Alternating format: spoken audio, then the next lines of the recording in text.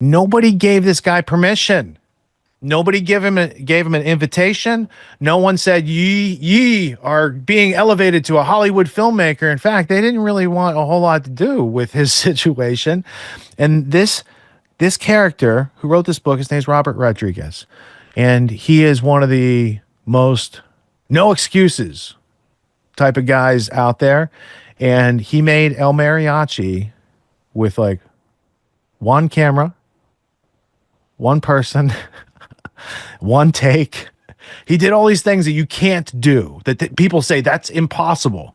And then he made his whole career out of like doing things that are impossible. He has his own studio in Austin, Texas. He makes all these multi-billion-dollar films like in a little studio that's probably not, he said in the interview with Rogan, that it's probably not much bigger than like the space that you're in by the time you get to like what the actual stage is outside the lights and all the other things that have to go on to make those things.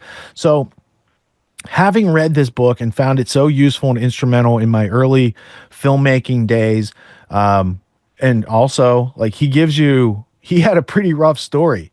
Like he sold himself to medical experimentation in order to make the money to buy the film, to put in the camera that he like borrowed. Like it's just crazy, like no excuses. Like this dude was making a movie and there's no way you can stop him.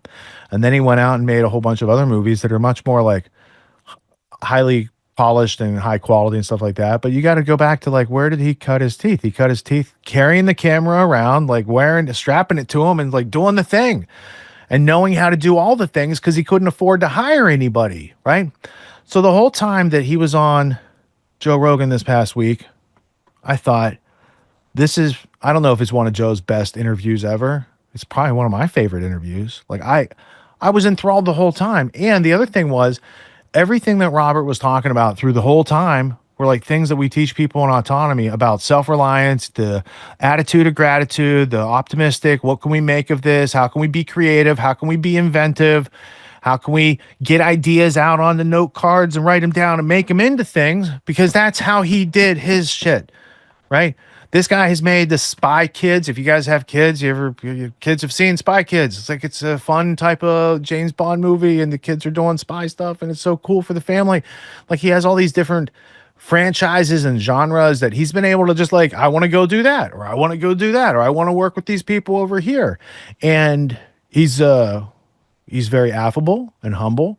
And I was trying to think of like which would be a favorite part to share with you guys so you could just catch a little glimmer of what these types of skills are like in the environment where it's like you can write your own ticket for success.